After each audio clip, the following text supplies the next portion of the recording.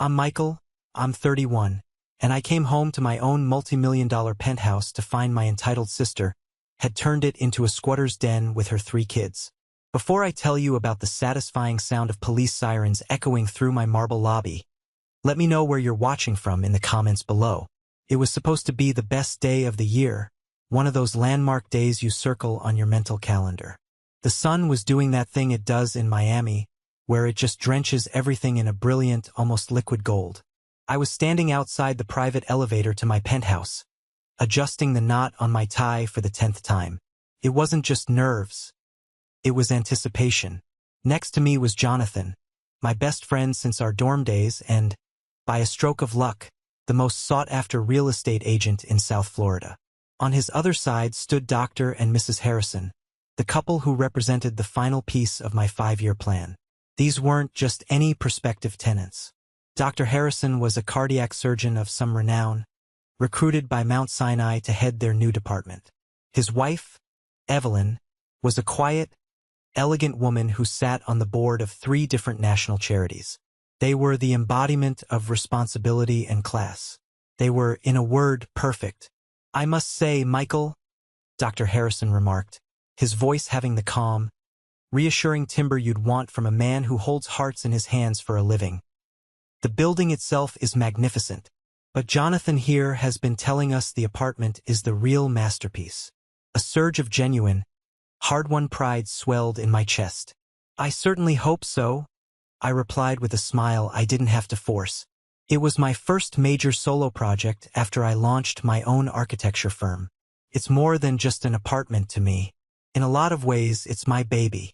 Jonathan gave me a friendly clap on the shoulder. He's being modest. The place is a work of art.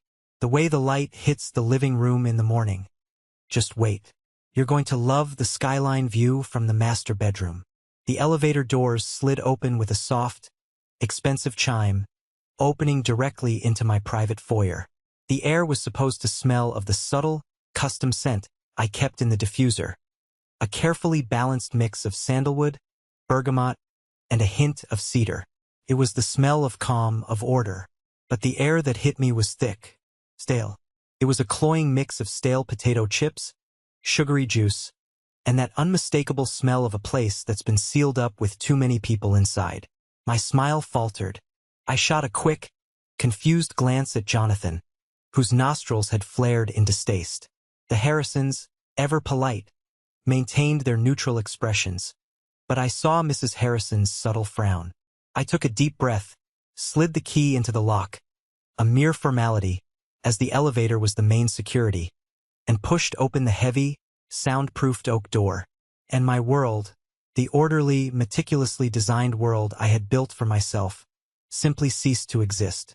My life's philosophy is built on control, precision, and clean lines. It's how I design buildings. It's how I maintain my sanity. My home was the ultimate expression of that creed. White marble floors that gleamed, minimalist furniture I'd had custom-made in Milan, a curated collection of rare art and architecture books displayed on a floating glass shelf that had cost more than my first car. It was my sanctuary, a fortress of order against the chaos of the world. And it was gone. In its place was a scene of pure, unadulterated violation. A mountain of brightly colored plastic toys was piled where my favorite abstract sculpture used to stand. There were greasy, tiny handprints smearing the floor-to-ceiling windows that overlooked the ocean. A half-eaten, coagulating pizza sat in its cardboard box on my glass coffee table, and a dark purple stain, grape juice probably, was spreading like a wound on my pristine white rug. And there, sitting enthroned on my custom-designed sofa, was my sister, Hillary. Her bare feet were propped up on the table, and she was casually shoveling chips into her mouth from a family-sized bag. Her 3 kids were glued to my 80-inch television, which was blasting some mind-numbingly loud cartoon at full volume. The youngest, my niece Mia, was sitting on the floor, happily scribbling with a waxy, bright red crayon, all over the cover of my signed, limited edition Tadao Ando monograph. My blood didn't just run cold. It felt like it froze solid in my veins. The Harrisons stood behind me, frozen in a state of stunned, horrified silence. Hillary finally looked over, registered the four of us standing in her doorway, and had the absolute audacity to smile. A lazy, unconcerned smile.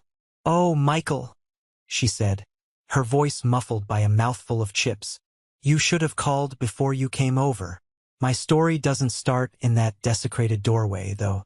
It starts years ago, in the quiet, suffocating house I grew up in, where the seeds of this exact disaster were planted, watered, and nurtured with a devotion that bordered on religious.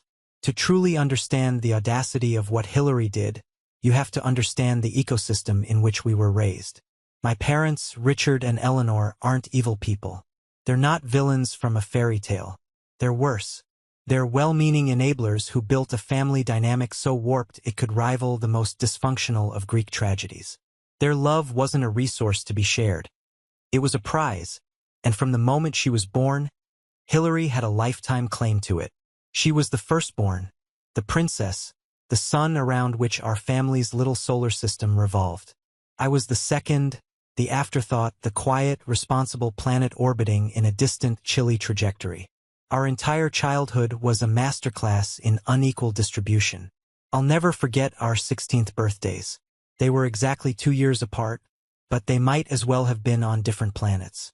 For Hillary's, she woke up to find a brand new, cherry-red convertible parked in the driveway. It had a bow on it so large it looked like a Christmas decoration. My parents stood there beaming, as if they'd just single-handedly secured her happiness for the rest of her life. 2 years later, on my 16th birthday, I woke up to breakfast. After I'd opened a card with a $20 bill inside, my dad cleared his throat and handed me a freshly laminated city bus pass. "There you go, son," he said, with a proud clap on my back. "This will build character." I remember looking at the pass, at the picture of my own sullen face staring back at me. I didn't want character. I wanted wheels. I wanted the freedom my sister took for granted. But I learned early on that complaining was pointless. It was seen as being ungrateful. So, I just nodded, said thank you, and the next day I walked 2 miles to a local diner and got a job as a busboy. 6 months later, I bought a beat-up 1998 Honda Civic with my own money. It smelled like old fries and leaked oil, but it was mine. That's how it always was. Hillary was given things. I had to earn them. The real chasm between us opened up with college. Hillary, who'd coasted through high school with B's and C's, got into a decent state school.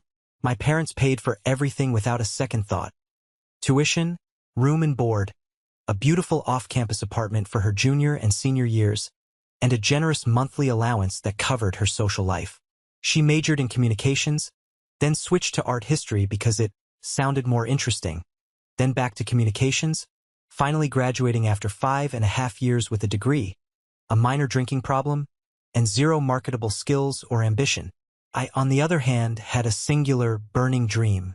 I wanted to be an architect. I poured everything into my studies and got accepted into one of the top architecture programs in the country. It was a private university, and the tuition was astronomical. I remember showing my father the acceptance letter, my hands trembling with excitement. He looked at the financial aid packet, and his face just fell. "We can't afford this, Michael," he'd said, not unkindly, but with a finality that crushed me. Hillary's school and her wedding are already stretching us to the limit. Her wedding. She had just gotten engaged to her college boyfriend, and my parents were throwing them an extravagant affair that cost more than a year of my tuition. An open bar, a live band, a 5-course meal for 200 guests. But I didn't argue. It wouldn't have mattered. So I did what I always did. I found a way. I took out a mountain of student loans. I applied for every scholarship I could find. And I worked. God, how I worked. I held down 3 different part-time jobs simultaneously for 4 years. I was a bartender on weekends, learning to mix drinks and smile through exhaustion. I was a library assistant during the week, shelving books in the dead quiet of the archives. And late at night, I did freelance drafting work for a local contractor, earning $50 here and there for drawing up plans for deck extensions and kitchen remodels. I ran on caffeine and sheer will. I barely slept. But I did it. I graduated summa cum laude. I was recruited by a prestigious firm in Miami right out of school, and I started my climb. While Hillary was going through a messy, drama-filled divorce from that same husband, complaining endlessly about custody battles and how her alimony wasn't enough, I was putting in 80-hour weeks at the firm. While she was bouncing from one uninspired job to another, always blaming her boss, the economy, her bad luck, anyone but herself, I was saving every single penny. I lived in a tiny apartment with 2 roommates. I drove that same old Honda until the wheels practically fell off. I poured my entire life, my time, my money, my very soul, into building my career. My first big promotion came with a significant salary increase and a hefty bonus. The first thing I did was buy the empty lot overlooking the bay. It was just dirt and weeds, but I could see the penthouse that would one day stand there. It was my trophy. It was tangible proof that all the sacrifice, all the nights I spent eating instant noodles while scrolling through pictures of my sister's brunch dates, had been worth something. It was mine. I had built it literally from the ground up. My family, however, saw it differently. To them, my success wasn't my own accomplishment. It was a communal resource, a family safety net. And Hillary, as the designated one who needs things, was always the first in line to claim her share. I should have seen this coming. I really should have. But I was still caught in the old patterns, still playing the role of the good son, the good brother. Still sending money whenever my mom would call, her voice dripping with manufactured guilt. Hillary's having such a hard time, Michael. Little Leo needs new shoes. And I, like an idiot, would always open my wallet. Because that's what a good man, a good son, a good brother was supposed to do, right? The confrontation I had been avoiding for a decade finally happened, as it was always destined to, over my parents' perfectly roasted chicken. It was a Sunday. My mom, Eleanor, insisted on a weekly family dinner. It was her one unbreakable commandment. It didn't matter if you were tired, busy, or would rather be anywhere else on earth. You showed up. So I made the hour-long drive out to the suffocatingly familiar suburbs, to the house where I learned my first lessons in inequality, ready to play my part.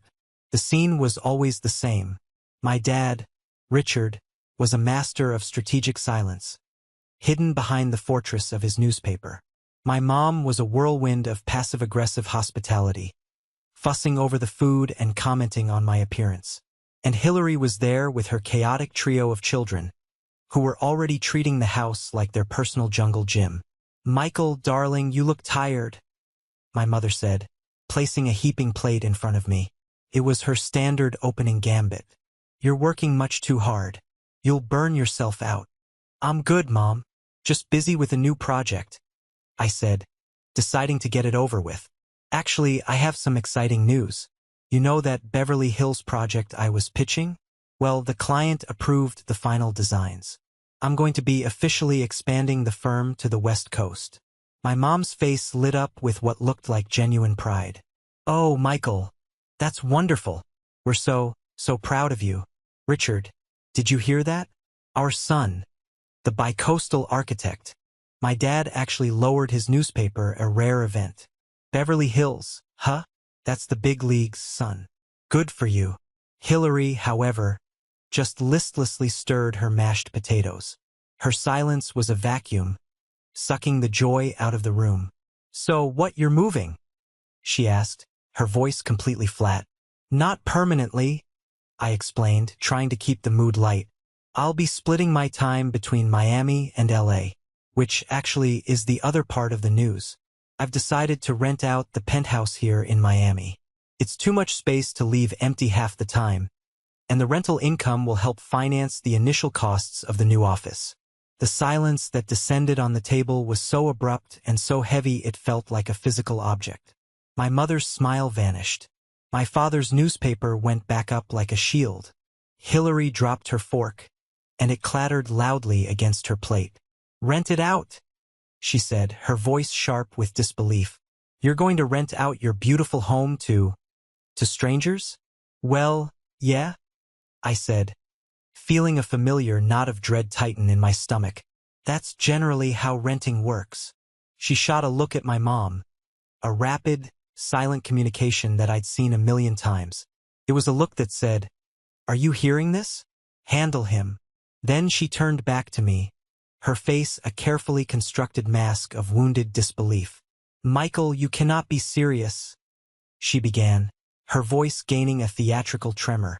"You know the situation I'm in. You know how much I'm struggling. The kids are practically sleeping on top of each other in that tiny apartment. The schools in our district are a joke. You have this huge, gorgeous, empty place in a fantastic school district, and your first thought is to give it to some random person. Hillary, it's not empty. It's my home," I countered, trying to keep my voice level. "And this is a business decision. I need the income from the lease agreement to secure the commercial loan for the new office space in LA. It's part of the business plan." "Income?" she scoffed, a nasty, bitter sound that set my teeth on edge. "You're really going to talk about income? You're going to charge your own sister rent? Your only sister, who is raising your only nieces and nephew?" And there it was, the guilt trip loaded and aimed right at me. I looked to my mom, a silent plea for some semblance of reason, for some backup. But her face was set in a familiar expression of deep disappointment. "In me. She does have a point, Michael," Eleanor said, her voice soft and chiding. "She's your family. You're in a position to help. You've been so blessed. Isn't that what family is for? To share your blessings." "I do help," I shot back, my voice finally rising despite my best efforts. "Who paid for Leo's braces when his dad wouldn't? Who sends you money every single month for groceries and utilities? I have been helping for 10 years. And we appreciate it so much, sweetie," my mom said, reaching over to pat my hand. It was a gesture meant to soothe, but it felt like she was pinning me down. "But this is different. This isn't just money. This is a home, a stable place for the children to grow up." "You just don't get it?" Hillary chimed in, tears now welling in her eyes. She could cry on command, always could. "You have no idea how hard it is trying to raise 3 kids on my salary after the divorce. You have all this success, this fancy life. So easy for you. Why can't you just share a little bit of it?" My jaw clenched so hard I thought my teeth would crack. Easy? Was it easy working 3 jobs through college while she partied on Dad's dime? Was it easy sleeping on an air mattress in a tiny apartment for 2 years to save for a down payment?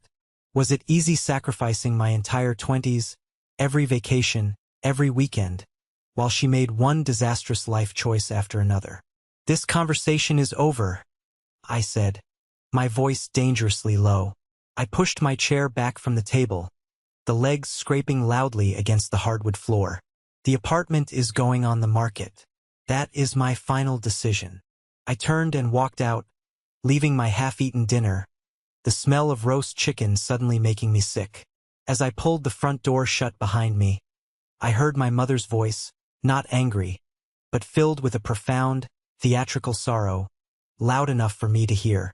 "I just don't know where we went wrong with him, Richard. He's become so selfish, so obsessed with money." The moment I got back to the sanctuary of my car, the rage I'd been suppressing erupted. I hit the steering wheel once hard. The pain that shot through my hand was a welcome distraction from the searing injustice of it all. The first person I called was Jonathan. I started pacing on the manicured suburban sidewalk, under the pale, judgmental glow of a flickering streetlight. "She wants to move into my penthouse," I said, the words tumbling out before he could even say hello. "For free, as if it's her birthright." There was a short silence on the other end of the line, followed by a low, knowing whistle. Wow. I'm not surprised, but still wow. The sheer, unmitigated audacity. "And my parents are backing her up, John. They're making me out to be the bad guy. I'm the selfish son, the monster who won't help his poor, struggling sister." "Let me guess," Jonathan said, his voice laced with the dry irony of someone who had heard versions of this story for years. "Your mom hit you with the 'but we're family' line at least 5 times, right?" 6, I grumbled, kicking at a loose stone on the pavement. "She also threw in 'share your blessings' for good measure." "Classic Eleanor," he sighed. "Michael, listen to me. I'm not just your friend right now. I'm your realtor, and I'm telling you, you need to handle this with extreme prejudice. Your sister isn't just entitled. She's desperate. And a desperate person with the full backing of an enabler like your mom is a dangerous combination. Don't put anything past them. What do you mean, try something? I asked, though a cold dread was already beginning to pool in my gut. Like, what could they even do? I don't know, man. But Hillary sees your penthouse as her winning lottery ticket. As her inheritance she gets to claim early. And your mom is the one who believes she deserves to win. You need to protect yourself. First thing tomorrow, we're calling your lawyer. We are drafting an ironclad lease agreement for whoever we find. And I'm not kidding about this. Change the security codes on your elevator and the keypad on your door. Today. We hung up, but his words echoed ominously in my mind. The rest of the week was a masterclass in psychological warfare, orchestrated by my mother. The full frontal assault of angry texts from Hillary stopped, replaced by a far more insidious campaign from my mom. She began sending me old family photos via text. A picture of me and Hillary as kids, building a sandcastle with the caption, "Remember when you two were each other's best friends?" A photo from a family Christmas years ago. Family is the most precious gift. Then came the voicemails, delivered in her signature soft, wounded tone. I was just thinking about my grandchildren, Michael. Their little faces. They deserve a safe place to sleep, a good school. I just worry so much. It was a relentless, suffocating barrage of emotional blackmail. Hillary, meanwhile, had gone completely dark. After that initial storm of texts calling me every name in the book, she went silent. Part of me was relieved to be free of her venom. But another, more primal part of me, the part that had grown up navigating her moods and schemes, knew that Hillary's silence was always more dangerous than her noise. It meant she was no longer trying to persuade me. It meant she was plotting. I tried to armor myself against it all. I buried myself in work. I met with my lawyer, a brilliant, no-nonsense woman named Ms. Albright, who drafted a lease agreement so tight and punitive that it could probably withstand a nuclear blast. We included clauses about unauthorized occupants, property damage, and immediate eviction protocols. Felt like I was preparing for war. I told myself I was being paranoid, overreacting. This is America, for God's sake. There are laws. There are property rights. You can't just walk into someone's multi-million-dollar apartment and declare it yours. My mistake, my catastrophic, life-altering mistake, was thinking my family gave a damn about the law. Their entire world operated on a different, more ancient set of rules. A twisted code where love was a weapon, blood was a license for theft, and my personal boundaries were just inconvenient suggestions they were free to bulldoze. And my mother, the person who was supposed to be my protector, was about to become the key-wielding accomplice in a crime against her own son. Just when I felt like I was drowning in the swamp of my family's dysfunction, Jonathan threw me a lifeline. A couple of weeks went by, a tense period where I fortified my life against the expected onslaught. I had the security codes changed, installed a new camera in my private foyer, and had Ms. Albright send a carefully worded cease and desist letter to Hillary regarding her harassing texts. Just to be safe. Felt extreme but necessary. The emotional barrage from my mother continued, but I learned to let her calls go to voicemail. Hearing her messages was like drinking small doses of poison. I was building up an immunity. Then, one bright Tuesday afternoon, my phone rang. It was Jonathan. I could hear the excitement in his voice before he even spoke a full sentence. "I've got them," he said, the words practically buzzing. "I found them. The perfect tenants. The white whales of the Miami luxury rental market." I leaned back in my leather office chair, the tension in my shoulders easing for the first time in weeks. A genuine smile spread across my face. "Yeah? Lay it on me." "Dr. Robert Harrison and his wife, Evelyn," he announced, sounding like a proud father. "He's the new chief of cardiac surgery at Mount Sinai, moving from Boston. She's a major philanthropist on the board for the National Arts Foundation. They're looking for a quiet, long-term lease, 2 years, maybe more, while they get the lay of the land before buying. They have no kids, no pets, a credit score that looks like a high score on a video game, and their references are impeccable. Michael, these people are golden. Oh, it was a feeling so potent and so unfamiliar it almost made me dizzy. This was it. This was the silver bullet. This was the solution. Once the penthouse was officially leased to people of this caliber, my family would have to back off. They could argue with me all they wanted, but they couldn't argue with a signed, legally binding contract and a prominent surgeon. The argument would be over. The matter would be settled, not by a screaming match at the dinner table, but by the cold, hard logic of the law. It would be a clean, decisive end to the conflict. When do they want to see the place? I asked, already pulling up my calendar, my heart beating a little faster. They're eager. How's this Friday at 3 p.m.? Perfect, I said, a sense of profound relief washing over me. Book it. Let's get this done. The days leading up to that Friday felt different. The air itself seemed lighter. The constant, low-grade anxiety that had been my companion for weeks finally receded. My mom, perhaps sensing a shift, had even stopped calling, and I still hadn't heard a single peep from Hillary. I made the foolish mistake of allowing myself to believe that they had finally accepted defeat. Maybe my father, in a rare moment of clarity, had talked some sense into them. Maybe they had finally realized how completely unreasonable they were being. I let myself dream of the future, of my new office in Beverly Hills, of a life where I wasn't constantly looking over my shoulder, waiting for the next emotional ambush. A life defined by my own achievements, not by my family's demands. A life of peace. It was a beautiful dream, and it was about to be spectacularly, violently demolished. Looking back with the crystal-clear, torturous vision of hindsight, the biggest warning sign was the silence. It was a profound and deeply unnatural quiet. For the 2 weeks immediately following the dinner party from hell, my phone had been a war zone. My mother, the general of the Guilt Brigade, had launched a full-scale offensive. She would call multiple times a day.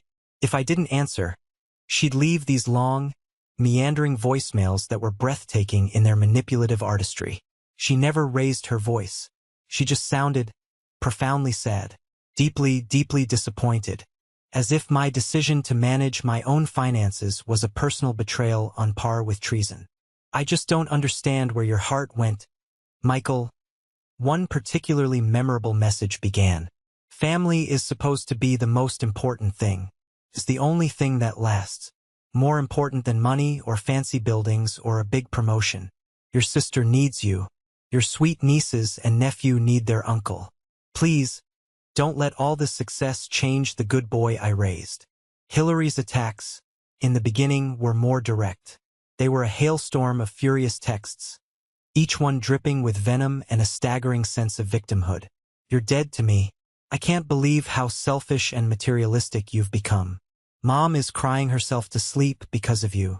I hope you're happy with yourself, you monster. Then, about 3 days before the scheduled viewing with the Harrisons, it all just stopped. No more sad voicemails. No more angry texts. The silence was absolute. It was like a switch had been flipped. At first, I won't lie, it was a massive relief.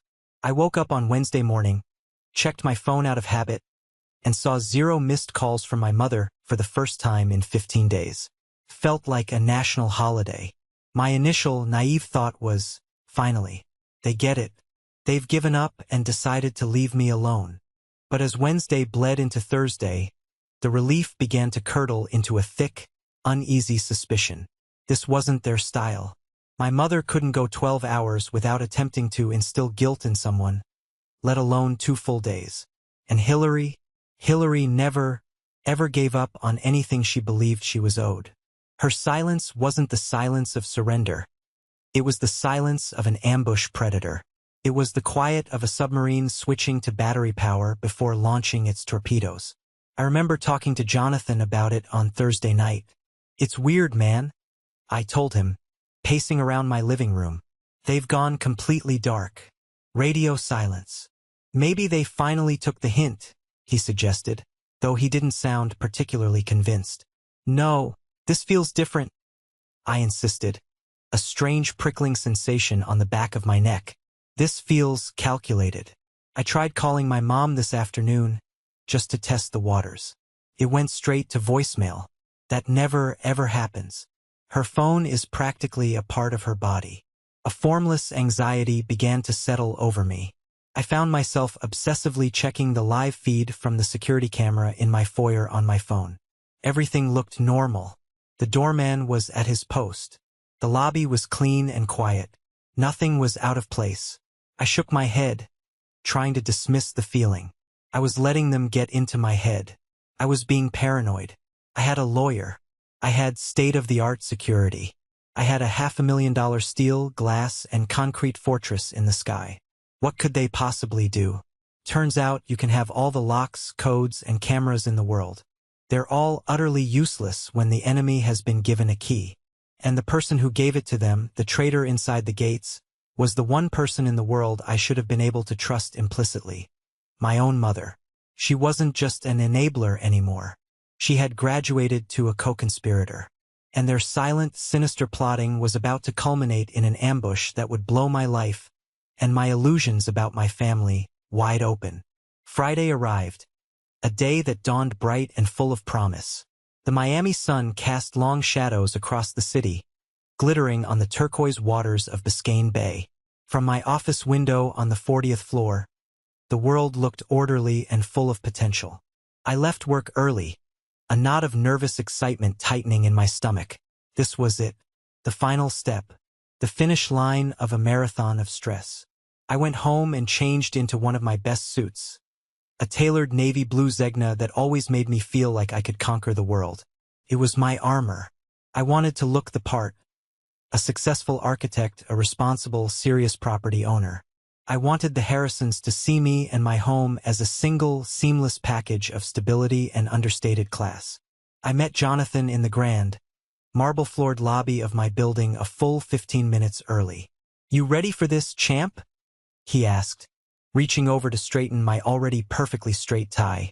"More than ready," I said, my voice tight with anticipation. "I am so ready for all of this drama to be over. They're going to fall in love with it," he assured me, his confidence a comforting balm. "Just be your charming self. Let the apartment do the heavy lifting."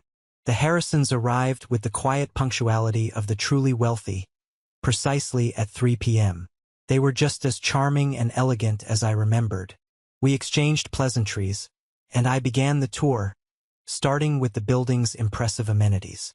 They nodded approvingly at the state-of-the-art gym, the serene infinity pool on the 5th-floor terrace, and the private residence lounge.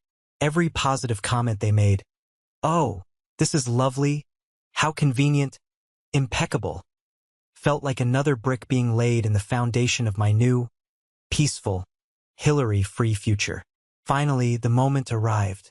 We stood before the brushed steel doors of the private elevator that serviced only the penthouse floors. "As I mentioned during our call," I explained, holding up the sleek black keycard, "the elevator won't operate without this specific card. It's programmed only for the penthouse floor, so you never have to worry about unsolicited guests." Mrs. Harrison offered a warm, appreciative smile. "Wonderful. We do value our privacy immensely." The ride-up was smooth, swift, and silent. I felt that familiar sense of deep, personal pride as we ascended, watching the city sprawl out beneath us through the elevator's glass wall. This building, this specific space at the very top of it, was a testament to every 80-hour week, every missed vacation, every sacrifice I had ever made. It was my sanctuary, a place I had meticulously designed to be the polar opposite of the chaotic, emotionally cluttered house I grew up in. It was a space defined by order, by light, by clean lines and clear, unbreachable boundaries. The elevator doors slid open with a soft chime into the small, private foyer that led to my front door. Everything looked exactly as it should. The small, minimalist console table was dust-free. The abstract painting I'd bought in Soho hung perfectly level on the wall. I took a deep, calming breath, the last clean, untainted breath I would take in my home for a very, very long time. "Well," I said, turning to the Harrisons with a broad, confident smile. "Welcome to my home." I reached for the front door handle, a heavy, custom-made piece of brushed steel that felt cool and solid in my hand. I inserted the high-security key. And that's when I felt the first tiny, discordant note in the symphony of the day. A faint, almost imperceptible click. It was the sound of the deadbolt disengaging from the inside, meaning it hadn't been fully locked. A tiny alarm bell, the size of a pinprick, went off in the back of my mind. But I dismissed it as quickly as it appeared. The cleaning crew. They must have forgotten to throw the deadbolt on their way out. No big deal. I pushed the heavy door inward, and the carefully constructed world of order and control that I had spent my entire adult life building didn't just crack. It didn't just crumble. It was annihilated in a single, horrifying, technicolor explosion of chaos. The sight that greeted me, the one I described to you earlier, was a profound personal violation. It wasn't just a mess. It was a hostile occupation. My sister hadn't just moved in. She had planted her flag and colonized my entire life. And as I stood there, frozen solid in the doorway with my perfect, horrified tenants staring over my shoulder, I finally truly understood. The silence of the past few days hadn't been a truce. It had been the sound of them sharpening their knives for the slaughter. Time didn't just slow down. It fractured. My brain, which prided itself on logic and order, failed to process the sensory onslaught. It was a full-scale assault. The blaring, high-pitched sound of the cartoon characters on the television. The sticky, cloying smell of stale pizza and spilled juice that clung to the air. And the visual chaos. It was a physical blow. The bright, garish colors of the plastic junk strewn across my serene, monochrome floors. My gaze, wide with disbelief, jumped from one desecration to the next, cataloging the destruction. The waxy red crayon marks, a violent scribble across the pristine white cover of my priceless, signed architecture book.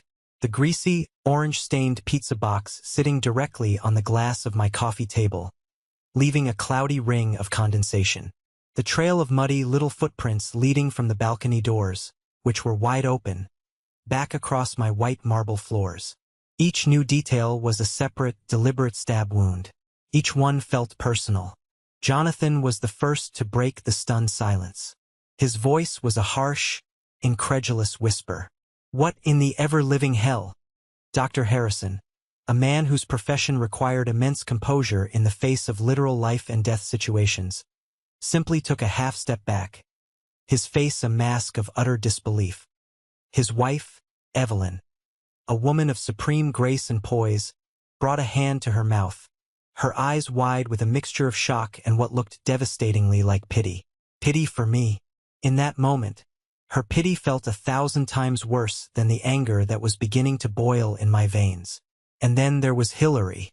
She slowly, lazily, got to her feet, brushing chip crumbs from the front of her stained t-shirt. She wasn't panicked. She wasn't apologetic. She looked smug. There was a triumphant, glittering gleam in her eyes. It was the look of someone who had just checkmated their opponent in a game I didn't even know we were playing. "Oh, Michael," she said again, her voice dripping with a fake, syrupy surprise. "I really didn't expect you. And look, you brought guests." She gave the Harrisons a dismissive head-to-toe once-over, as if they were inconveniently timed delivery people. My own voice was gone. It was trapped somewhere in my throat, which felt like it was closing up. All the air, all the light, had been sucked out of the room, replaced by her suffocating presence. This wasn't just about a messy apartment. This was a hostile takeover. It was a power play, a statement of ownership. It was a calculated act of disrespect so profound, so utterly contemptuous, it was breathtaking. She hadn't done this in secret. She had timed it perfectly, waiting for the moment it would inflict the maximum possible damage and humiliation. Evelyn Harrison, a woman of immense kindness, gently touched my arm. Her touch felt like it was coming from a great distance. "Michael," she said, her voice soft and full of apology, as if she were the one at fault. "Perhaps this isn't a good time. I think we should go." "Yes," her husband agreed immediately, already turning back toward the elevator, his professionalism a shield against the sheer domestic horror of the scene. "I think we should." He gave me a curt, formal nod, the kind you give someone at a funeral. "Thank you for your time." They weren't angry. They were just done. They were extricating themselves from my chaotic, dysfunctional family mess with the swift, clean precision of a surgeon excising a malignant tumor. And just like that, with a quiet whoosh of the elevator doors, my perfect tenants, my meticulously planned future, my hope for a clean break were gone. Jonathan walked them to the elevator, his voice a low murmur of profuse apologies. I just stood there, rooted to the spot, my eyes locked on Hillary. Once the elevator doors had closed, sealing my failure, Jonathan returned, his face a thundercloud of fury on my behalf. I am so sorry, Michael.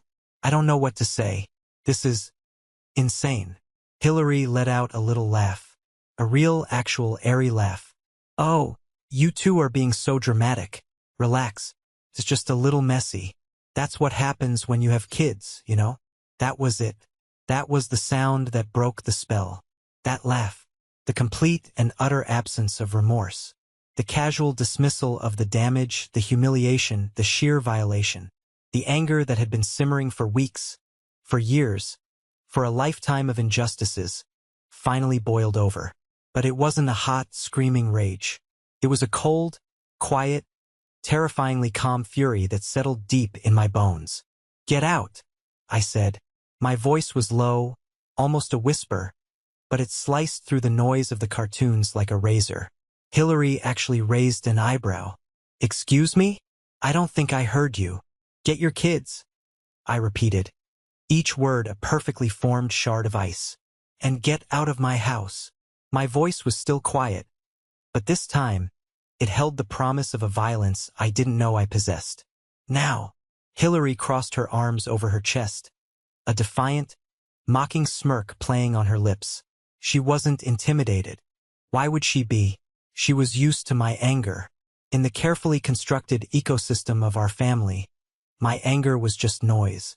It was a temporary weather event, a brief thunderstorm that would eventually pass, and things would go back to the way they were always meant to be, her way.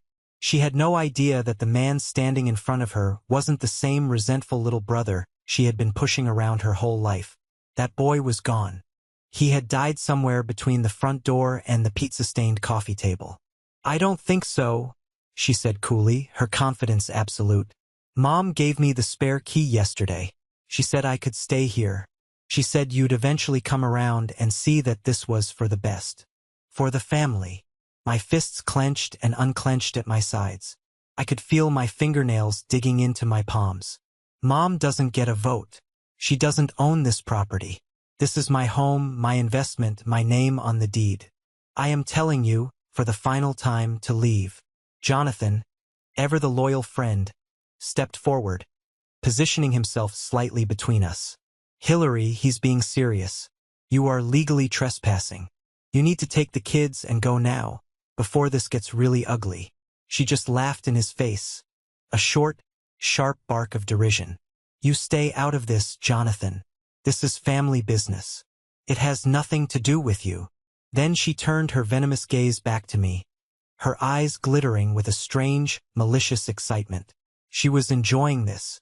She decided to pour gasoline on the fire. This is our home now, she declared, making a grand, sweeping gesture that encompassed the entire trashed room. It's better for the kids here. A better neighborhood, better schools. Mom and Dad agree, so you can either get used to your new roommates or... What? What exactly are you going to do, Michael? She took a step closer, invading my personal space. She lowered her voice into a taunting, goading whisper, the same one she used to use when we were kids right before she did something to get me in trouble. What's your big, tough guy move now? Huh? You gonna call the police on your own sister? On your sweet, innocent little nieces and nephew? She let out another short, sharp laugh, full of contempt. Yeah, right. You don't have the guts. You never have. She poked a single, sharp finger into the center of my chest. Felt like a lit match. So go ahead, she hissed, her face inches from mine. If you don't like it, call the cops. Do it. I dare you.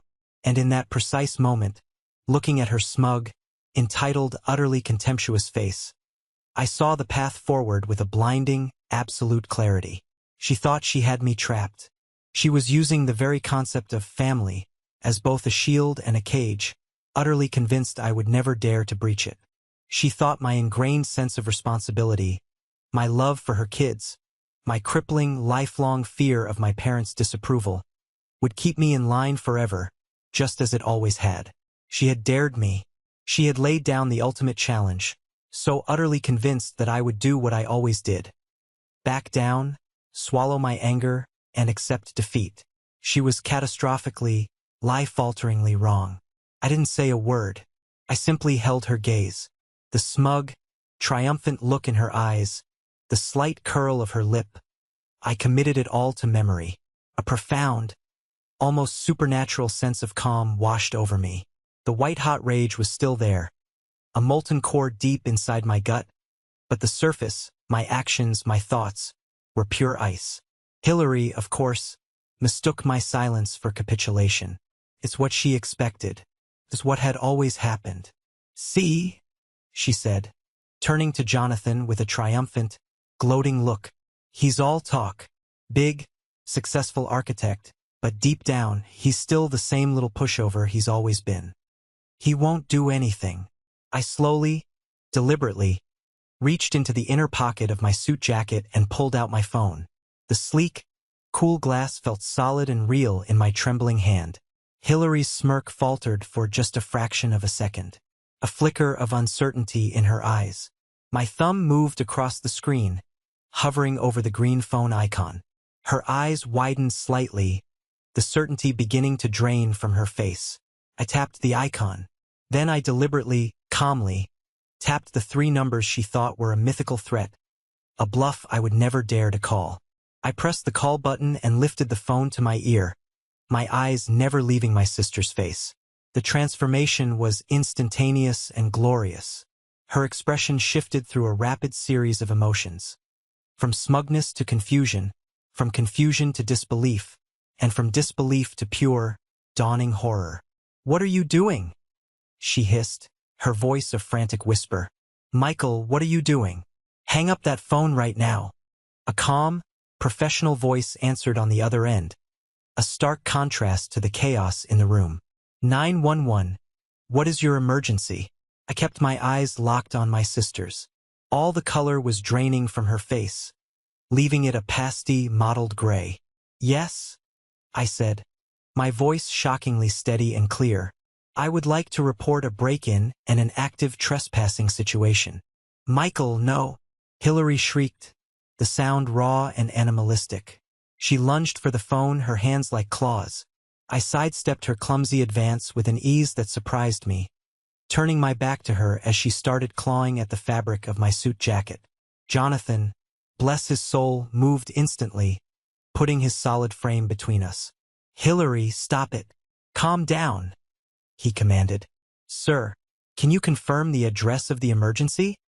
the operator asked, her voice a beacon of order in the storm. I recited the address of my building, my floor, and my unit number, my voice never wavering. "I am the legal owner of the property. The trespasser is my sister, Hillary Prep. She has brought her 3 minor children with her. I have asked her to leave, and she has explicitly refused to vacate the premises." Hillary was screaming now, not just yelling, but screaming. Primal, panicked screams of someone whose entire reality was crumbling around them. "Hang up the phone, you psycho. You're ruining my life. You're traumatizing my children. Think about the kids, you monster." "Sir, is the trespasser violent?" the operator asked, her tone still unervingly calm. "She is becoming agitated and physically aggressive," I reported, watching as Jonathan struggled to hold a thrashing Hillary back. "I have a friend here with me. We are not in immediate physical danger, but she is completely out of control." "Okay, sir. We are dispatching officers to your location immediately.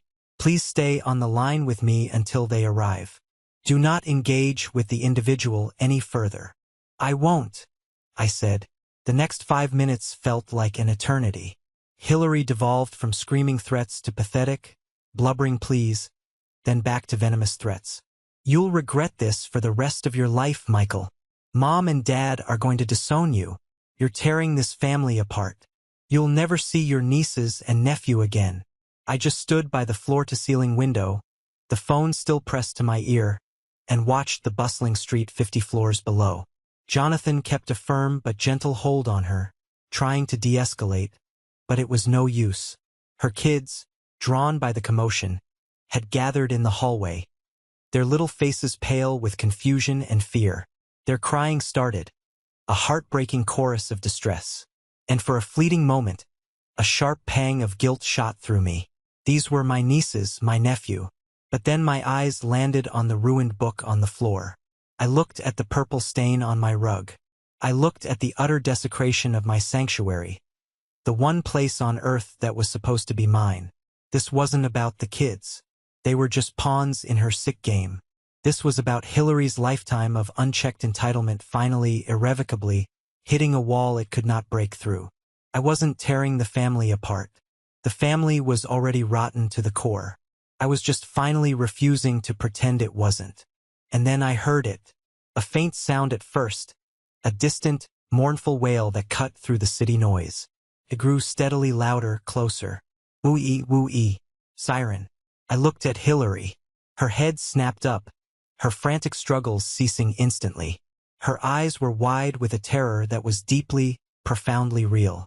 The sound was unmistakable. It was getting closer. It was for her. I lowered the phone from my ear. "They're here," I said quietly. The look of pure, unadulterated panic that washed over her face was not priceless. It was the price. It was the bill for a lifetime of taking, of demanding, of expecting, finally coming due. The knock on my front door wasn't a polite tap. It was a firm, authoritative rap that seemed to shake the very foundations of the apartment. Miami Police Department. "Open the door." Jonathan, looking immensely relieved, let go of a now limp Hillary and opened the door. Two uniformed officers, a man and a woman, stepped inside, their presence immediately changing the atmosphere in the room. They were calm, professional, and radiated an aura of no-nonsense authority. Their eyes quickly took in the chaotic scene. The trashed apartment, the three crying children huddled in the hallway, Hillary with her tear-streaked, blotchy face, Jonathan looking stressed, and me, standing calmly by the window. The male officer, whose name tag read Jackson, had a stern face and weary eyes that suggested he'd seen it all. He addressed me first. "Sir, you're the one who placed the 911 call?" "I am," I confirmed, walking towards him. "My name is Michael Grayson. I'm the owner of this apartment." I had anticipated this. I walked over to the small desk in the corner, retrieved the folder containing the deed to the property and my driver's license, and handed them to him. He examined them carefully, his expression unreadable. "And this woman is your sister?" he asked, gesturing with his head towards Hillary. "That's correct. Hillary Prep." The female officer, Brown, had a kinder face, but her voice was just as firm. She turned to my sister. "Ma'am, we've received a complaint that you are on this property without the owner's permission. Is that correct?" Hillary, apparently deciding that the Damsel in Distress Act was her best and only play, burst into a fresh, theatrical round of tears. "He's my brother," she wailed, pointing a trembling finger at me. "This is just a family dispute, a misunderstanding. You can't just throw me and my innocent children out on the street. We have nowhere to go." Officer Jackson looked back at me, one eyebrow raised in a silent question. "I have repeatedly asked her to leave," I stated, my voice cold and devoid of emotion. "She refused. She explicitly challenged me to call the police if I had a problem with her being here. So I did." Officer Brown knelt down slightly to be on eye level with Hillary, a technique I'm sure she'd used 1,000 times. Her voice was firm but not unkind. "Ma'am, I understand that this is an emotional situation for you, but from a legal standpoint, this is very simple. This is your brother's property. He is the legal resident. He has asked you to leave. Therefore, you have to leave." "I'm not going anywhere," Hillary shrieked, crossing her arms like a defiant, overgrown toddler. "This is my home now. Our mother gave me the key. She said we could live here." Officer Jackson let out a long, weary sigh. It was the sigh of a man who was profoundly tired of dealing with other people's ridiculous, self-inflicted drama. A key doesn't override a legal deed, ma'am. You have two options right now. You can gather your children and your essential belongings and leave peacefully, and this will be the end of it. Or, if you refuse, we will have to place you under arrest for criminal trespassing. For one fleeting moment, I thought she would see reason. I saw a flicker of genuine fear in her eyes. But then, her lifetime of cultivated entitlement, that deep-seated belief that the world and everyone in it owed her, rose up and choked out that fear. You wouldn't dare, she spat, her voice dripping with disbelief. I'm a mother, a single mother. Being a mother doesn't make you immune to the law, ma'am, Officer Brown said, her patience clearly wearing paper thin. This is your final warning. Are you going to leave or not? Go to hell, Hillary screamed, and in a final, monumentally stupid act of defiance, she actually tried to shove past Officer Brown to get to me, as if she was going to physically attack me. That was the last straw. All right, that's enough, Officer Jackson said, his voice now hard as steel. He stepped forward decisively. You're under arrest. He pulled out a pair of shiny metal handcuffs. Hillary's eyes went wide with genuine, uncomprehending shock, as if she truly could not believe that her actions were having real-world consequences. She started to struggle as he took her arm. Get your hands off me. You can't do this to me. Ma'am, you need to stop resisting arrest, Officer Brown warned, moving to assist her partner. But she wouldn't. She thrashed and kicked, screaming my name over and over, calling me a monster, a traitor. The sharp, metallic click-click of the handcuffs snapping around her wrists echoed in the suddenly silent room. The fight went out of her instantly. She just stood there, shoulders slumped in utter defeat, as Officer Brown recited the Miranda rights to her in a calm, procedural monotone. And, as if on cue, as if scripted by a writer with a flair for high drama, the private elevator doors chimed. My parents, Richard and Eleanor, rushed in, their faces etched with frantic worry. Hillary must have called them in a panic the moment she saw me on the phone. They stopped dead in the doorway, taking in the scene from a nightmare. Their daughter, their precious golden child, in handcuffs. Their grandchildren, sobbing in the hallway. 2 police officers standing in the middle of the living room. And me, their son, standing there, unmoving, my face a mask of stone. My mother's eyes, wild with fury and panic, found mine. The look in them wasn't one of concern or confusion or even sadness. It was pure, undiluted hatred. What have you done? She whispered, her voice trembling with a rage so profound it was almost silent. You did this. You did this to your own sister. You absolute monster. You are no son of mine. This is the moment that changed everything, the moment I finally took back control of my own life.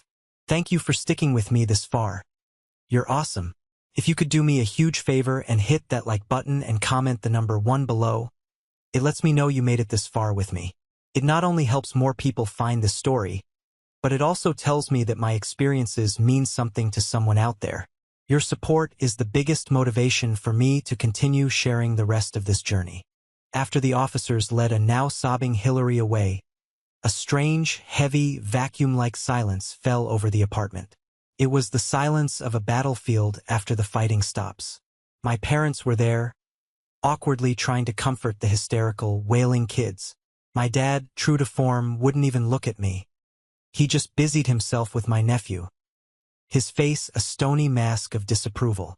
My mom, however, never took her eyes off me. Her glare was a physical force, full of enough hatred to power a small city. We'll take the children, she said, her voice cold and clipped, each word a tiny shard of ice. And you will be hearing from our lawyer. I almost laughed. You don't have a lawyer, Mom, I said flatly. And even if you did, what would he do? Hillary was trespassing.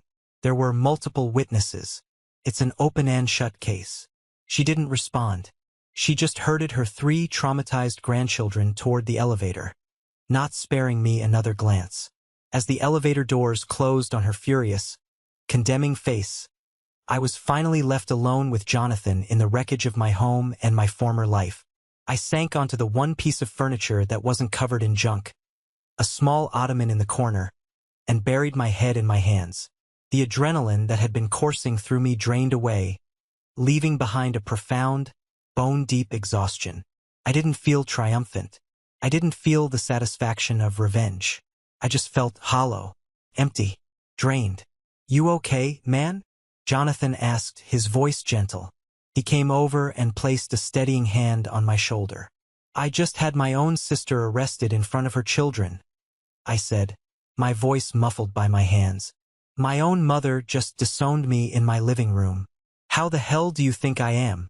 "Honestly," he said, his voice firm, "I think you just did the hardest, bravest, most necessary thing you've ever done in your entire life." He squeezed my shoulder. "Look around you, Michael. This wasn't a simple misunderstanding. This was an invasion. This was a hostile act. You had every single right to defend yourself and your property. Don't you dare feel guilty about this." He was right. Logically, I knew he was right. But the guilt, a feeling so deeply ingrained in me by decades of conditioning, was a stubborn, toxic stain. I took a deep, shuddering breath and stood up. "Okay," I said, my voice gaining a little strength. "Okay, let's start cleaning this up." The very first call I made was to a 24-hour emergency locksmith. I need every lock on my unit changed, and the elevator keycard access completely reprogrammed, effective immediately. I told the man on the phone, "I don't care what your emergency fee is. I'll pay double. Just get here now." While we waited for him, Jonathan and I became a two-man cleaning crew. We started bagging up the mountains of trash. It was disgusting. Half-eaten bags of chips, sticky juice boxes, dirty clothes, broken, cheap plastic toys. It took 10 giant industrial-sized trash bags to clear just the main living area. And with every single piece of garbage I threw away, I felt like I was symbolically throwing away a piece of the toxic relationship that had defined my life for far too long. When the locksmith was finally done, hours later, he handed me a new set of heavy, gleaming keys. They felt different in my hand, heavier than just metal. They felt like the keys to my freedom. I spent the entire rest of the weekend cleaning. It was a methodical, therapeutic process. I scrubbed the floors on my hands and knees. I rented a steam cleaner for the rug, but the purple stain, like the memory of the event itself, never fully came out. I tried to salvage my ruined architecture book, but the crayon had been pressed so hard into the expensive paper that it was a lost cause. I threw it in the trash. As I worked, my mother's threat kept echoing in my mind. "You'll be hearing from our lawyer."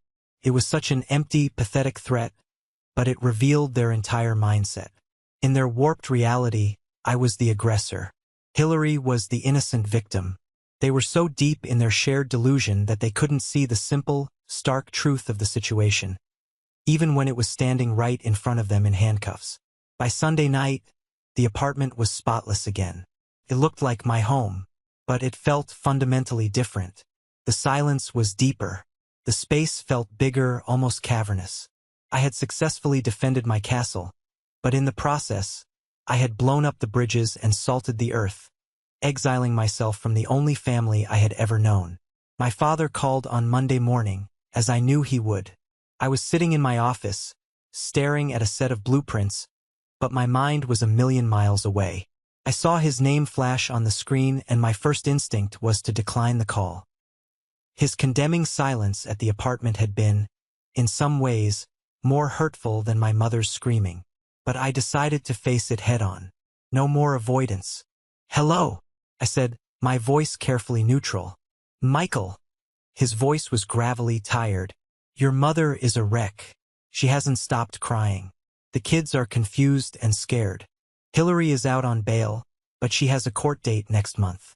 She could have a criminal record because of you. You need to fix this." There it was. The demand. Not a question. Not an appeal to reason. Just a command, delivered with the full weight of paternal authority he believed he still had over me. "No. Are you okay, son? No.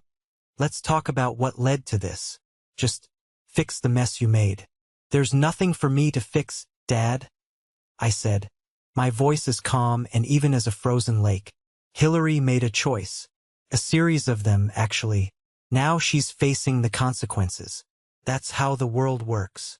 She's your sister, he said, his voice finally rising, cracking with frustration. You don't press charges against your own sister. You don't involve the police in family matters. You go down to the station this morning and you tell them it was all a big misunderstanding. You tell them you're dropping the charges. For my entire life, that tone of voice, the disappointed, angry father, would have made me fold like a cheap suit. A lifetime of conditioning would have kicked in, and I would have apologized and done whatever he asked just to restore the peace. But something inside me had fundamentally shifted. It had hardened into steel. The part of me that used to desperately crave his approval had been cauterized and burned away in the fire of Friday's events. No, I said. The word was quiet, but it felt like the loudest sound I had ever made. There was a moment of stunned silence on the other end of the line. I could almost hear him processing it. I had never, not once in my 31 years, said a flat, unequivocal no to my father. What did you just say to me? He asked, his voice filled with disbelief. I said no, I repeated, feeling a strange, unfamiliar power surging through me. I will not be dropping the charges. She committed a crime. She humiliated me in front of my best friend and potential business associates. She caused thousands of dollars in damages to my property and jeopardized a major financial deal that was crucial for my company's expansion. Actions have consequences, Dad. It's a lesson she should have learned 20 years ago. You are throwing away this family for a building, he finally yelled, his control snapping. No, I said, my voice dropping to a dangerously quiet level. You and Mom threw away this family a long, long time ago. You threw it away every time you chose her wants over my needs. You threw it away when you decided that my feelings, my property, and my boundaries were less important than her whims. You threw it away when you conspired behind my back and gave her a key to my home. A real family doesn't put one child in a position to be devoured by another. A real family protects all of its members. I didn't wait for him to splutter or reply. I just said, "Goodbye, Dad," and I hung up the phone. Then I did something I never thought I would have the strength to do. I opened my contacts list. I found his number, my mother's number, and Hillary's number. And one by one, I pressed block. It felt like building a fortress wall by wall, brick by brick, until I was finally, completely safe inside. The silence that followed wasn't empty anymore. It was peaceful. 6 months passed. 6 months of quiet, productive, drama-free existence. Life, as it has a remarkable way of doing, moved on. Hillary, facing a prosecutor who had no interest in her sob stories, ended up taking a plea deal to avoid a trial. She got 2 years of probation, a hefty fine which I knew my parents would pay, and a court-mandated restraining order requiring her to stay at least 500 feet away from me and my property. The family, as expected, completely cut me off. They treated me like a pariah, the villain who had destroyed their perfect world. I wasn't invited to Thanksgiving or Christmas. I saw pictures on social media of them all together at my parents' house, smiling forced smiles for the camera, a gaping hole where I used to be. It hurt, I won't lie, but it was a clean, sharp pain, like a surgeon's cut, not the dull, chronic, toxic ache I had lived with my entire life. The good news was my business was exploding. The Beverly Hills office was a runaway success. Freed from the constant drain of my family's emotional vampirism, I had more energy, more creativity, more focus than I'd ever had before. I was flying back and forth between the coasts, working on exciting projects, and making more money than I had ever dreamed of. Jonathan, being the miracle worker he is, eventually found new tenants for the Penthouse. They were a lovely, quiet couple from France who worked in the tech industry and treated the apartment with the reverence of a museum. They were perfect. I truly thought the story was over. I had accepted the loss of my family as a necessary casualty in the war for my own sanity. I was building a new life, a new future. Then, one evening, I got a call from a number I didn't recognize. It had an Italian country code. I hesitated, then answered. It was my Aunt Sophia, my mother's younger sister. She was the family's free spirit, the one who had escaped to Tuscany 20 years ago to marry a winemaker and live a life of peaceful detachment. She was the one member of the family who always stayed out of the drama. "Michael Caro," she said, her voice warm and accented. "I heard what happened. I've been hearing bits and pieces for months. I am so sorry they put you through that."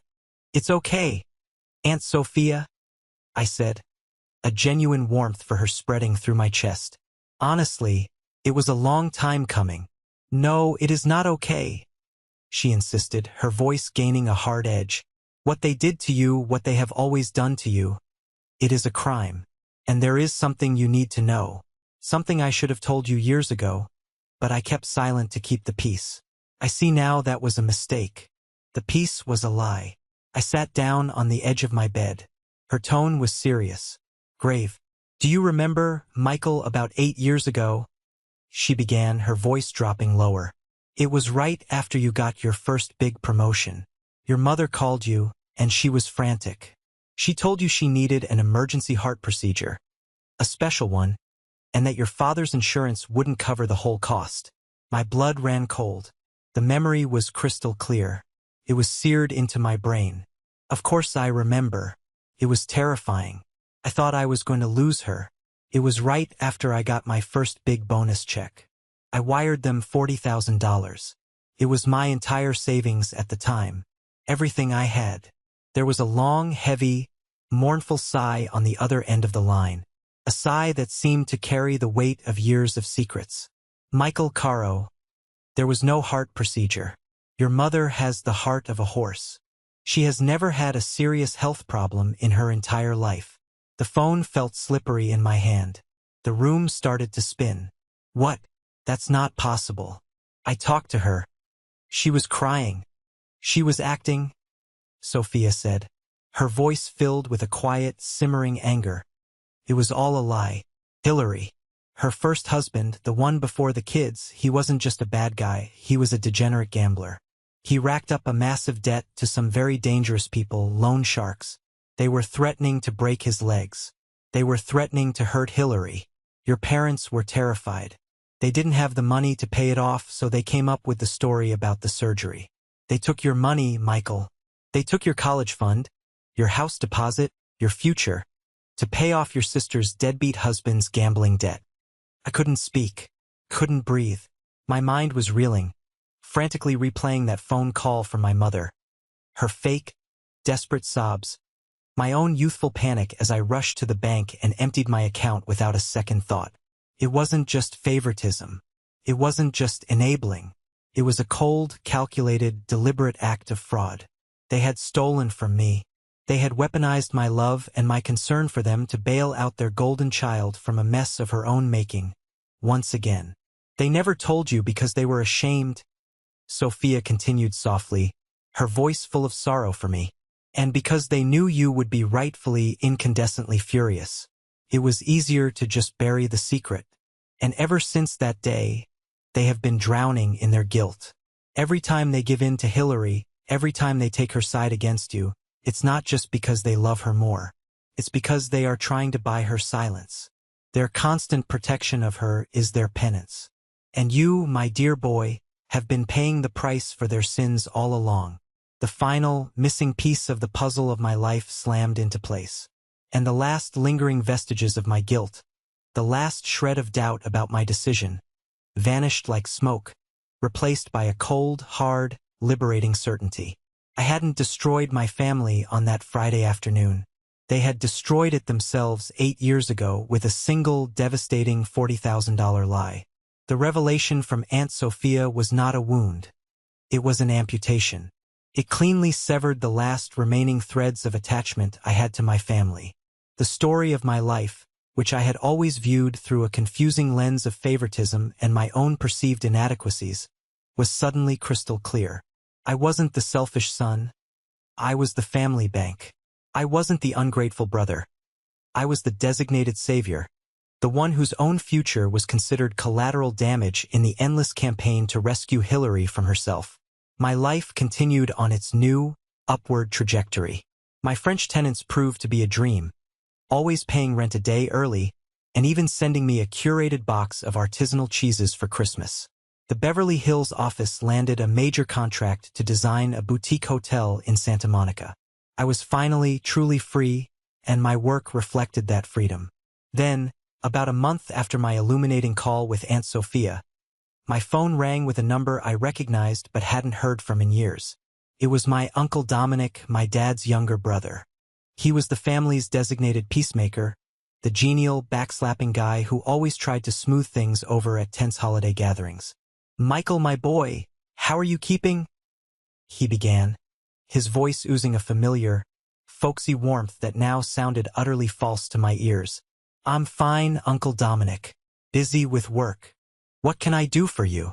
I kept my tone polite but coolly distant. There would be no warmth from my end. "Straight to business, eh? I like that," he chuckled, a nervous sound. "Listen, son. I'm calling about your sister. The truth is, she's having a very, very hard time. She lost her apartment, you know. The landlord wouldn't renew her lease after the incident. She and the kids are living in a tiny, rundown place way out in the suburbs. It's not a good neighborhood. She can't find a decent job with the arrest on her record. Your parents are helping as much as they can, but their retirement funds are stretched thin." He let the sentence hang in the air, a piece of emotional bait. I refused to bite. I said nothing. "Michael," he continued, his voice shifting into a more earnest, pleading tone. "It's time to let this go. It's been over 6 months. She's your sister. You know the saying, blood is thicker than water. A family needs to forgive. We need to heal. Your mother and father are heartbroken over this rift. It would mean the world to them, to all of us, if you would just reach out, help her get back on her feet, maybe co-sign on a new apartment for her. Just a little help to get her started again." A year ago, this speech would have torn me apart. The appeal to family, the talk of healing and forgiveness. But I wasn't the same person. I had the truth now, and the truth was a powerful shield. "Let me ask you a question, Uncle Dominic," I said, my voice dangerously calm. "This forgiveness you're talking about, does it mean I should just pretend that nothing happened?" "Well, no, of course not. But it means moving forward. Does it mean I should ignore the fact that my sister, with our parents' active help, invaded my home, tried to steal it from me, and caused immense personal and professional damage? She made a terrible mistake," he insisted, his voice starting to sound strained. "She was desperate. She wasn't thinking clearly." "And what about the $40,000? I asked quietly. The silence on the other end of the line was absolute. It was a heavy, guilty silence. He knew. Of course he knew. He was my father's brother. They all knew. They had all been complicit in keeping the secret. That's a separate issue from a long time ago," he finally stammered, his peacemaker persona crumbling. "No," I said, the word like a judge's gavel. "It's not a separate issue. It's the only issue. It's the foundation that this entire rotten structure is built on. My parents didn't just enable her. They financed her mistakes with my money. Money they stole from me under the most vile false pretenses imaginable. And all of you, the whole family, stood by and let it happen. You talk to me about family? That's not family, Uncle Dominic. That's a criminal conspiracy." I could hear his shaky breath on the other end of the line. He had nothing. No defense. No argument. "Tell Hillary I wish her the best," I said, the lie tasting like ash in my mouth. "Tell my parents the same. But my help, my forgiveness, my time, and my presence are no longer on the table. Not now, not ever. Goodbye, Uncle." I hung up the phone before he could formulate a response. That was the last time I ever spoke to any member of my father's or mother's family. The door wasn't just closed and locked anymore. It was welded shut, the walls reinforced, and the ground around it salted. And on my side of that wall, for the first time in my entire life, there was absolute untroubled peace. Today, 2 years later, I'm standing in my office in Beverly Hills. It's a space I designed myself. All glass and steel and clean, open lines. The view is different from my Miami penthouse. Instead of the endless, calming blue of the ocean, I see a sprawling, energetic city of dreams and ambition. The iconic Hollywood sign is a tiny white promise in the distant, hazy hills. Feels right. It feels like my future, not my past. I never heard from my parents or sister again. The silence from them is no longer ominous. It's a gift. I occasionally get updates from Aunt Sophia, who calls every few months to check in. The news is always grimly predictable. Hillary is still struggling, bouncing between low-wage jobs, still blaming me, her ex-husband, the world, everyone but herself, for her problems. My parents are getting older, their health declining, their retirement savings dwindling as they continue to pour it into the black hole of Hillary's perpetual crises. It's a sad story, in a way. They are trapped in a prison of their own making, serving a life sentence of guilt and obligation. But I'm not. I'm free. Last week, as I was sorting through my mail, I found a postcard.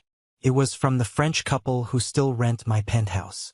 They were on vacation in the south of France and had sent me a beautiful picture of a sun-drenched lavender field. On the back, in elegant, cursive handwriting, they wrote, "Michael, thinking of you. Thank you, again, for creating such a beautiful and peaceful home for us to live in. We feel so lucky every day. All the best, Pierre and Isabel." I smiled. I took a piece of tape and stuck that postcard to the wall right above my desk. It's a simple piece of paper, but it means more to me than they could ever know. It's a reminder that my work, my passion, can bring peace and beauty into people's lives. It's a reminder that respect, gratitude, and appreciation are not too much to ask for from the people you let into your home and your life. For most of my life, I believed that family was something you were born with, an unbreakable, non-negotiable bond that you had to endure, no matter how much it hurt you. I thought it was a synonym for obligation and endless, one-sided sacrifice. I was profoundly wrong. Family isn't about blood. It's about respect. It's about trust. It's about having your own boundaries and fiercely honoring the boundaries of others. It's about who stands with you, not who stands on you to get a better view. My family now is Jonathan, my brother in all but blood, who stood by me without a moment's hesitation. It's Aunt Sophia, who had the courage to break the family code of silence and give me the gift of truth. It's even, in a strange way, the kind couple from France, who show more appreciation for the home I built than my own sister ever did. My family is the one I chose, the one I built, not the one I was given. Breaking away was the hardest, most painful thing I have ever done. For a long time, it felt like I had torn off a part of myself. But now I know the truth. Sometimes you have to amputate a sick, gangrenous limb to save the rest of the body. My life is quieter now, smaller in some ways, but it is entirely, unequivocally mine. Every success, every failure, it belongs to me. And that is a kind of freedom, a kind of peace that is worth any price. Thank you for listening to my story. I hope it resonated with you in some way. Have you ever been in a situation where you had to choose between your family and your own well-being? Share your story in the comments below. And please, don't forget to like and subscribe so you don't miss what I have to share next.